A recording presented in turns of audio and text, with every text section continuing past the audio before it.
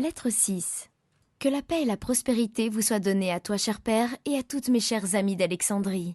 J'ai vu l'excellent Ben Israël qui m'accompagna ici il y a 4 mois. Il m'a remis ta lettre et ton magnifique cadeau et m'a assuré que tu allais très bien. Il est allé maintenant à Damas afin d'y acheter pour son commerce en Égypte de ce fer qui a fait à cette ville une renommée universelle. Dans ta lettre, cher père, tu me conseilles de chasser de mon cœur cette curiosité et de continuer, selon la sage coutume de nos pères, à offrir mes adorations à Jéhovah. J'espère le faire toujours, et si, dans les enseignements du prophète, je découvrais quoi que ce fût qui s'éloignât de notre loi, j'hésiterais à y arrêter mes pensées, ne fût-ce qu'un instant. Tu dis que cet homme doit être un faux prophète s'il n'annonce pas un autre Messie que celui que fait connaître sa prédication. Il y a déjà eu beaucoup de faux messies et de faux prophètes, mon enfant, ajoutes-tu, et Israël les a suivis comme il court maintenant après ce Jean au bord du Jourdain. Mais tu sais qu'ils ont péri dans le désert, ou que, avec ceux qu'ils égaraient, ils ont été mis à mort par ordre du gouverneur romain qui, se méfiant de ces rassemblements, en a pris prétexte pour les taxer de sédition. Ma chère enfant, reste fidèle au culte de nos pères, ne te laisse plus égarer. Le royaume du Messie, m'écris-tu encore, n'est pas un royaume de repentance et d'humiliation, mais bien de victoire, de grandeur, de majesté et de domination. Quant à ces prophéties d'humilité et de souffrance, que le prophète du Jourdain attribue au Messie, sache mon enfant, qu'elle ne s'applique en aucune façon au silo que nous attendons.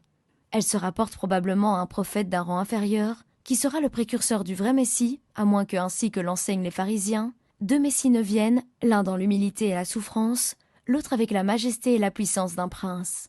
Le premier sera envoyé pour expier les péchés des païens, le second fera de Jérusalem la capitale du monde et rendra tributaires tous les rois de la terre. Aussi, mon enfant, n'as-tu pas à t'occuper des nouvelles doctrines qu'on prêche au désert et que le peuple accepte avec un enthousiasme incompréhensible. Quand notre Messie viendra, il sera annoncé par un héros plus imposant qu'un jeune homme de 30 ans, vêtu de poils de bête, se nourrissant de miel et de sauterelles, et dont l'origine et la race sont inconnues de tous. J'ai pleine confiance dans ton bon sens et je ne cherche nullement à t'imposer mes convictions, quoique je craigne que tu ne te laisses détourner du culte de nos pères et qu'en affligeant ainsi ma vieillesse, tu ne hâtes ma mort. J'ai la conviction intime que ce prophète prêche pour son propre compte, en annonçant mystérieusement et faussement un autre qui doit venir après lui. Et je ne doute pas que dans une prochaine lettre, tu ne m'annonces qu'il s'est ouvertement donné pour le Messie, ou qu'il a été exterminé par l'épée de Rome avec tous ceux qui l'a séduit. Cher père, je connais ta sagesse, et je sais que tu ne méconnaîtras pas la vérité sous quelque forme qu'elle se présente. Aussi, me fiant à la droiture et à ton saint jugement, je vais fidèlement te retracer les faits qui se sont passés en Judée depuis que j'y suis. Lis ma lettre avec calme et analyse-la sans esprit de parti, car nous vivons certainement en un temps de merveilleuses manifestations. Je te vois déjà froncer le sourcil et dire « Assez, vais-je encore entendre parler de ce nouveau prophète ?» Et oui, bien-aimé père, et ce que je veux te raconter est plus merveilleux encore que ce que je t'ai déjà dit, si bien que même des prêtres du temple croient en ce jeune inspiré. Tu te souviendras que Jean, le cousin de Marie, racontait que des Lévites s'étaient sentis blessés par le langage du prophète du désert. À leur retour, ils racontèrent à d'autres prêtres comment ce jeune prophète leur avait appliqué les paroles d'Ésaïe et de Jérémie. Cela provoqua contre le jeune voyant un courroux général. Beaucoup de Lévites négligeaient leur service au temple, s'arrêtant pour discuter dans les rues et dans les places publiques avec les scribes et les pharisiens au sujet de ce nouveau prophète. Finalement, Anne, qui remplit avec Caïphe la charge de grand prêtre, décida d'envoyer vers le prophète 2 Lévites parmi les plus instruits pour l'inviter à venir à Jérusalem. Anne, explique Rabbi Amos, est un sage qui ne se laisse pas facilement entraîner par le sentiment général. Mais il a cependant été obligé de se prononcer favorablement à l'égard de Jean, c'est le nom du prophète, et de sa prédication. Les Lévites envoyés revinrent le 5e jour et firent leur rapport dans le parvis des gentils, en présence des grands prêtres et des prêtres venus en grand nombre pour les écouter, car on avait espéré voir le prophète avec eux. Les 2 savants Lévites délégués déclarèrent qu'ils avaient transmis leur message à Jean, fils de Zacharie, le prophète du Jourdain, et que sa réponse avait été faite avec le respect dû au grand prêtre. « Allez, et dites au respectable grand prêtre, leur avait dit Jean, que je suis celui dont il est écrit dans le prophète Ésaïe. La voix de celui qui crie dans le désert, disant « Préparez les voies du Seigneur, rendez droit ses sentiers. Toute chair contemplera bientôt le salut de Dieu. Mon message n'est ni pour la ville, ni pour le temple, et je ne franchirai le seuil d'aucune demeure en Israël. Ceux qui veulent entendre mon témoignage peuvent venir à moi dans le désert, car c'est là seulement qu'il m'a été donné d'élever la voix jusqu'à ce que paraisse le Messie. » En entendant cette réponse, les prêtres furent saisis de fureur. L'un disait ceci, l'autre cela, certains voulaient chercher le prophète pour le lapider parce qu'il avait osé résister au grand prêtre. D'autres parlaient de le dénoncer à Ponce Pilate comme un homme dangereux.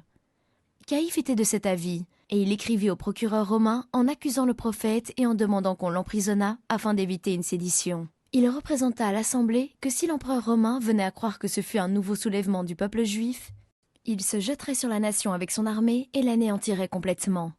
Mais Anne, qui voyait la chose d'une manière plus calme, différait de sentiment avec Caïphe et dit « Frère, ne faisons rien avec précipitation. Si cet homme est un faux prophète, ses mensonges tomberont d'eux-mêmes et bientôt nous n'en entendrons plus parler. Est-il au contraire, ainsi que je le crois, un envoyé de Dieu, ne le maltraitons pas, de peur que nous luttions contre le Dieu des armées. » Bien peu d'assistants applaudirent à ces paroles pleines de modération. Parmi ce petit nombre se trouvait Rabbi Amos. Les prêtres rassemblés dans le parvis étaient déjà furieux de la réponse du prophète à leurs délégués. Mais leur rage ne connut plus de bornes quand Melchus et Élie, les messagers, frappant dans leurs mains pour réclamer le silence, déclarèrent qu'après avoir entendu le prophète, ils avaient été persuadés de la vérité de ses paroles et de la réalité de sa mission divine, et que, confessant leurs péchés, ils s'étaient fait baptiser dans le Jourdain. Seule la sainteté du temple empêcha les 500 prêtres de se jeter sur eux et de les frapper. Caïphe les fit aussitôt arrêter, en les accusant d'avoir agi d'une manière indigne des prêtres du Très-Haut. Car, dit-il, c'est mettre le temple au pied d'un imposteur et dire que la vérité a disparu du culte de Sion et s'est réfugiée dans le désert du Jourdain. Arrière les blasphémateurs, qu'ils soient jugés et punis selon nos saintes lois. Mais le peuple qui avait entendu la prédication de Jean eut délivré les 2 prêtres sans l'intervention d'une garde romaine que Caïphe avait fait mander sur le champ. Tu peux te représenter, cher père, l'excitation produite sur le public par la prédication du nouveau prophète. Le commun peuple lui est très attaché, mais les riches, les chefs du peuple, les prêtres sont tous contre lui, sauf quelques exceptions parmi les meilleurs et les plus sages d'entre eux.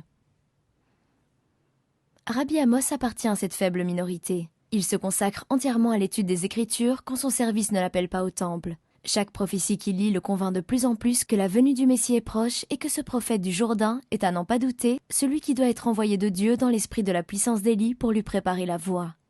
Chaque jour, quelques-uns des plus importants personnages de notre peuple se réunissent dans notre maison et discutent avec chaleur à ce sujet. Parmi ces visiteurs quotidiens se trouve Étienne, dont le père fut grand prêtre et qui est lui-même un scribe érudit d'une grande autorité.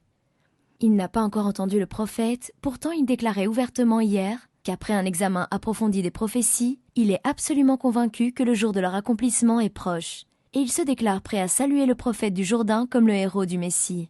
Les 2 tiers de l'Assemblée sont du même sentiment. Les autres doutent encore et estiment qu'il sera toujours assez tôt de croire au Messie quand il se montrera personnellement. Le prince de vie paraîtra inopinement qu'il ne susciterait pas dans notre nation plus d'excitation et d'exaltation. Il est étrange qu'un jeune homme habitant le désert, inconnu il y a peu de temps encore, puisse produire une telle agitation parmi le peuple. Sa force doit assurément lui venir de Dieu. Tu me diras peut-être, ainsi que le font journellement les pharisiens, les scribes et les prêtres, montre-moi un de ces miracles et je croirai en lui, car les miracles seuls sont la preuve d'une mission divine. Il n'a opéré aucun miracle, cher père, à moins qu'on ne donne ce nom à l'attrait qu'il exerce sur des millions de personnes, les captivant par sa parole et les amenant à se faire baptiser par lui dans le fleuve. Rabbi Amos, ayant affaire à Gilgal la semaine prochaine, nous prendra avec lui là-bas, Marie et moi. Il ne nous a pas caché son intention d'aller entendre le prophète qui prêche aux environs de cette cité. Tu verras, je le crains, ce voyage d'un mauvais œil, mon cher père. Mais puisque le culte de nos pères ne saurait être ébranlé par le mensonge, il ne doit pas redouter non plus la vérité, et en ma qualité de vraie fille d'Israël, je saurais bien distinguer le vrai du faux. Tu m'as souvent dit que j'étais assez âgée et assez sage pour me faire une idée personnelle sur ce que je voyais et entendais. Je te demande donc de me permettre d'aller voir le prophète afin que je puisse me rendre compte par moi-même si je dois ajouter foi à ses prédictions ou les rejeter comme les songes creux d'un imposteur. Si le Messie que Jean annonce est le vrai Fils de Dieu et qu'il vienne dans l'humiliation et la pauvreté, les prêtres, les riches et les puissants de Juda le rejetteront. Et qui pourra alors s'interposer entre Dieu et notre malheureuse race ? N'est-ce pas un devoir, cher père, pour tout enfant d'Israël, d'examiner les choses sans parti pris et de bien peser le pour et le contre dans ces circonstances, d'où dépend peut-être l'espoir de notre peuple. Aussitôt de retour de notre voyage, je t'écrirai tout ce que j'aurai vu et entendu. Tu te rappelles que je t'ai parlé autrefois d'un jeune légionnaire romain à qui je devais avoir échappé au mauvais traitement de 2 soldats ? Eh bien, ce jeune homme est un ami de Rabbi Amos qui l'estime beaucoup. Rabbi Amos lui a prêté un rouleau des prophéties, mais comme il ne connaît pas assez l'hébreu pour le lire facilement, Notre bon rabbi, qui espère le gagner à la foi d'Israël, m'appela pour le lui traduire. Je les trouvais tous deux dans la salle de marbre. « Adina, me dit mon oncle, voici le jeune chef romain dont tu n'as certainement pas oublié la conduite généreuse. » Je fis une légère révérence les yeux baissés, lui me salua respectueusement. Ces barbares ont une langue magnifique, surtout si on la compare à la nôtre, si rude et si peu harmonieuse. Ce chef romain, continua Rabbi Amos, désire connaître les écritures sacrées de notre nation dont on lui a beaucoup parlé, et surtout les prophéties dont sont tirés les livres sibyllins, à ce qu'il croit du moins. J'ai lu les livres sacrés des Étrusques, des Gaulois, des Goths, des Druides, de l'Égypte et de la Perse, aussi bien que ceux de ma propre nation, interrompit le jeune homme, mais dans tous ces écrits, j'ai trouvé des lois, des cérémonies, des doctrines indignes du grand Jupiter. Malgré le nombre croissant de nos dieux, il n'y en a point que nous puissions véritablement adorer. Alors, vous avez raison de consulter nos livres, répondit Rabbi Amos avec chaleur. L'image de Dieu s'y reflète d'une manière digne du Créateur de toutes choses. On y trouve des lois, des cérémonies, des rites, des doctrines, des commandements, des préceptes vraiment dignes du Dieu qui est le Père de tous les enfants des hommes. Vous pourrez du reste en juger par vous-même. Je connais mal la langue de Rome, mais voici une jeune fille égyptienne qui vous traduira nos saints livres en latin ou en grec. Pour moi, j'écouterai. Viens, Adina, déploie le rouleau et lis le commencement du livre de Moïse. J'obéis, et assise aux pieds de Rabbi Amos, j'en lus les 500 premières lignes et les traduisis en grec, langue que le jeune Romain comprend même mieux que sa langue maternelle. Elles ont trait, comme tu sais, à la création de l'univers, à la chute de l'homme, à son bannissement du jardin d'Éden et aux promesses de Dieu concernant le Messie qui sauvera l'humanité. Puis vient la malédiction prononcée contre la création, le meurtre d'Abel, le peuplement de la terre, la perversité des habitants et la punition par le déluge. Le jeune guerrier écouta religieusement et après m'avoir remercié, il demanda l'autorisation de revenir et s'informa si le Messie était déjà venu et quand nous l'attendions. Cela nous amena à parler de la prédication de Jean dans le désert et de ses prédictions quant à la venue prochaine du Messie. Voyant qu'il prenait un grand intérêt à ce sujet d'actualité, Rabbi Amos me fit délier les prophéties de Daniel, d'Ésaïe, de David et d'autres encore. Je lui lus celles qui décrivent en termes pompeux la majesté, la domination, la puissance du Messie, ainsi que celles qui le représentent humilié, méprisé et rejeté par ceux qu'il vient sauver. Le jeune guerrier resta un moment silencieux, comme perdu dans une profonde méditation, puis il dit « Je comprends maintenant pourquoi tant de milliers de personnes courent au Jourdain. Je voudrais bien entendre ce prophète. » Rabbi Amos lui apprit qu'il avait l'intention de partir pour Gilgal la semaine prochaine et qu'il irait de là entendre le prophète. Le centenier demanda alors l'autorisation de nous accompagner. Et comme je lui disais que Marie et moi y allions également, il ajouta « Je vous accompagnerai avec une escorte de cavaliers, car la route n'est pas sûre. » Hier encore, le fameux chef de brigands Barabbas s'est montré à la tête de sa troupe sur les collines entre Éphraïm et Jéricho. Il a pillé non seulement de caravanes, mais aussi beaucoup de ceux qui se rendent au Jourdain pour entendre le prophète. J'entreprendrai contre lui une expédition après vous avoir conduit à Jéricho. Il a donc décidé que nous partirions au commencement de la semaine prochaine pour Gilgal et Jéricho. Quand nous serons de retour, je te raconterai tous les incidents de notre voyage. Jusqu'alors, veuille donc suspendre ton jugement.